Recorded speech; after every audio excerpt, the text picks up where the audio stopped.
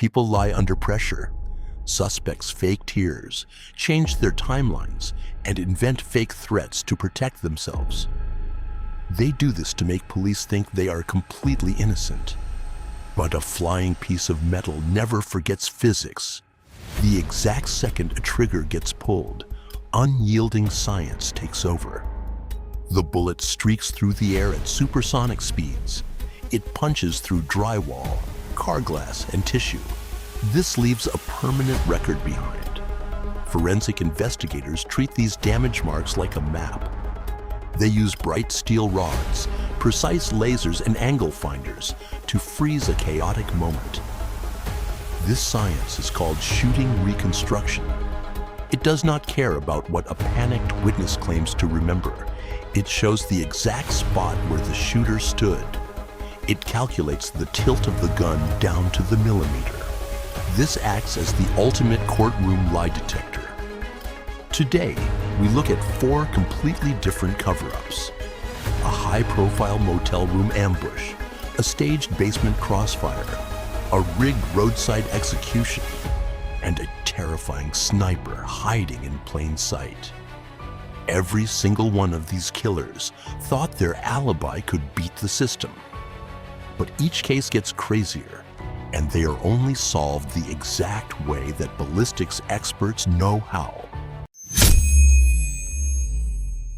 On March 31st, 1995, a terrible betrayal happened inside a Texas motel room. Music superstar Selena Perez walked inside room 158. She went there to confront her manager, Yolanda Saldivar. Selena discovered massive fraud. She wanted real answers. But during the heated argument, a loud blast echoed through the walls. A single bullet from a .38 special revolver tore through Selena's back. She fled all the way to the lobby to name her attacker. Tragically, she collapsed from massive bleeding and lost her life. Yolanda Saldivar was arrested immediately. Her defense built a strategy around a single claim.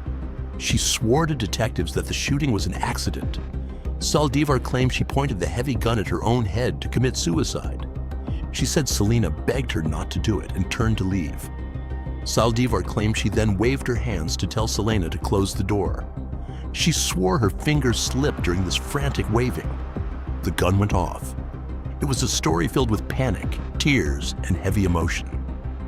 But ballistics experts do not care about tears. They care about lines. Investigators approached the motel room like a math puzzle. They needed to calculate the exact flight path. First, they examined the entrance and exit wounds on Selena's body. The bullet entered her upper right back and exited her chest. They found a major flaw in the story. The path of the bullet was completely flat and traveled slightly downward. Look at the angle. This flat path meant it was impossible for the gun to be up by her head. The math proved the weapon was raised to shoulder height. It was held level. It was aimed straight down the line of Selena's escape route. Next, ballistics technicians tested the Taurus Model 85 revolver. They discovered the firearm worked perfectly with 0 defects. More importantly, they measured the trigger pull.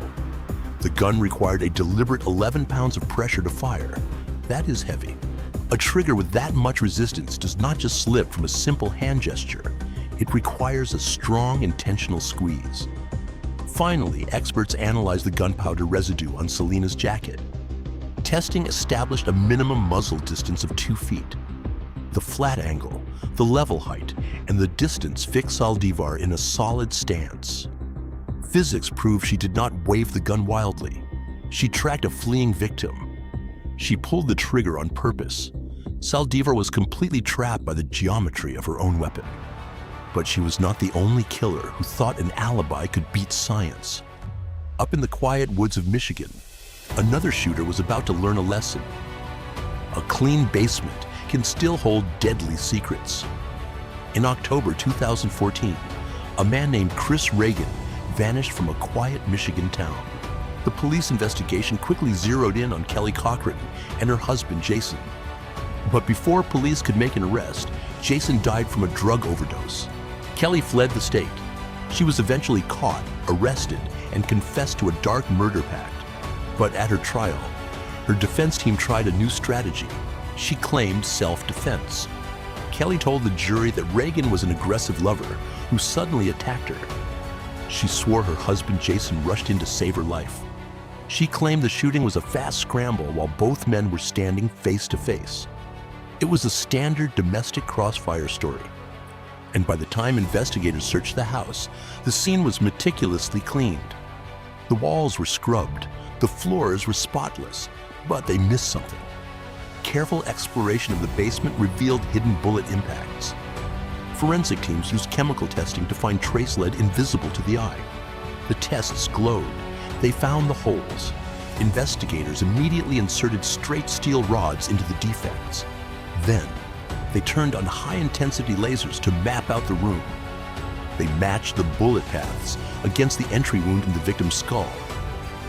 The resulting lines revealed a different reality. The rods aligned with the damage in the lower basement structure. The math established a steep downward angle. It was almost vertical. This path shattered Kelly's story of a standing fight.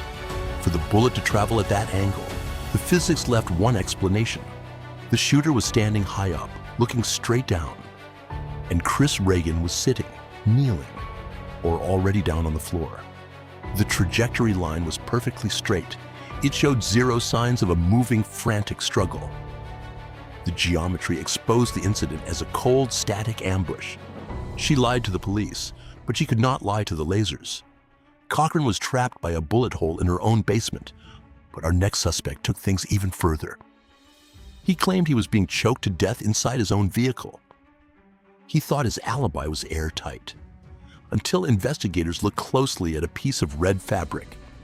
In June 2007, a devastating tragedy unfolded on a quiet roadside in Channahon, Illinois. A father named Christopher Vaughn flagged down a passing motorist. He was bleeding from minor wounds to his arm and leg. Inside his Ford Expedition SUV, his wife Kimberly and their 3 young children lay dead. They had all been shot. Vaughn had a harrowing story ready for detectives. He claimed they were on a family road trip to a water park. He swore he pulled over because a luggage strap on the roof felt loose. Vaughn claimed that the moment he stepped outside, his wife violently snapped. He said she pulled a handgun, shot him as he stood by the door, and then executed their children before turning the gun on herself. It was a story designed to paint him as a helpless survivor. But inside the tight confines of an SUV, physics leaves a permanent record. Forensic investigators treated the vehicle interior like a laboratory. First, they looked at Kimberly Vaughn's body in the passenger seat.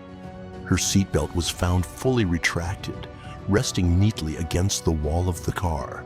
But when analysts examined the fabric, a hidden pattern emerged. They discovered a distinct transfer stain of blood on the seatbelt. The pattern proved the seatbelt was pulled tight across her body when the blood hit it. This meant she was securely buckled in when she was shot. The seatbelt could only have retracted after she was already dead. Someone had unbuckled her post-mortem to stage the scene. Next, experts analyzed Christopher's clothing and the bullet trajectories. A bullet had passed through the fleece jacket Christopher was wearing. Investigators threaded trajectory rods through the holes in the fabric and the car seat. The resulting line mathematically smashed his alibi. The geometry proved the shot did not hit him while he was standing outside checking the roof. The physics proved he was sitting directly in the driver's seat when the gun went off. Furthermore, blood spatter analysis showed his own blood on the inside of the driver's door and his wife's seatbelt. The science fixed Christopher Vaughn firmly inside the vehicle, pulling the trigger. His story of a frantic outside struggle was a geometric impossibility. He thought he staged the perfect tragedy, but he was completely trapped by a retractable piece of nylon. But sometimes trajectory tracking does not just bust a lying suspect. Sometimes it shatters a massive public myth. In October 2002, the Washington, D.C. area suffered 3 weeks of absolute terror. A mysterious sniper was striking down random victims in parking lots and gas stations. The public and the media instantly created a terrifying narrative. Everyone was told to look for a sniper hidden in a high tree or on a roof. The police flooded the streets searching for high vantage points, but forensic teams completely ignored the media panic. They approached the open crime scenes. They looked strictly at the impact holes.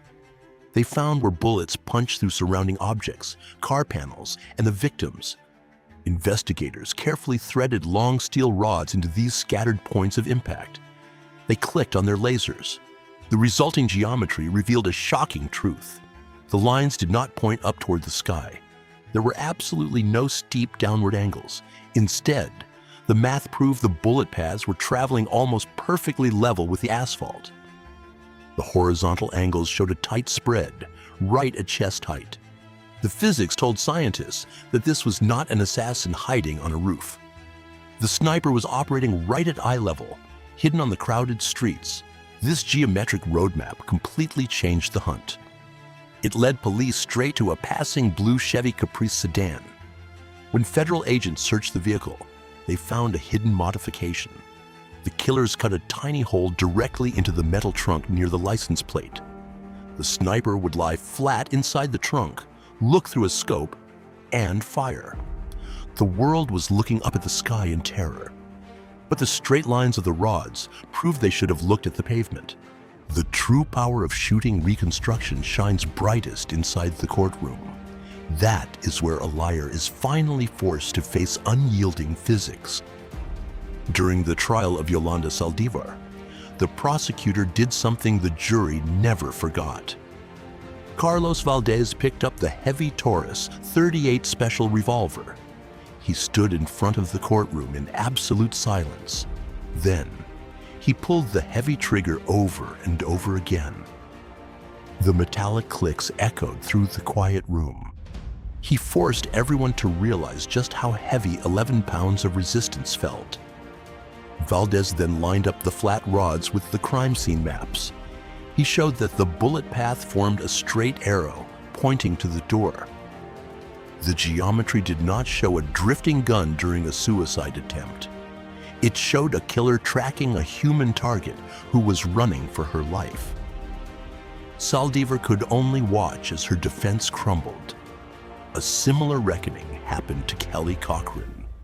The prosecution projected a 3D laser model onto a massive screen. The glowing line cut through the darkness of the courtroom. It traced the bullet path from a high position straight down into the floor. The prosecutor challenged Cochran to stand up. He asked her to show how a face-to-face struggle could create that vertical line. Cochran stared at the screen. She stayed completely silent. She could not argue against the visual physics. Suspects can change their stories 1,000 times. They can scrub away bloodstains and clean their floors. They can hire slick lawyers and make up alibis. But they can never change the unyielding path of a bullet. Because when the trigger is squeezed, physics takes the stand. And a simple straight line will always have the final word.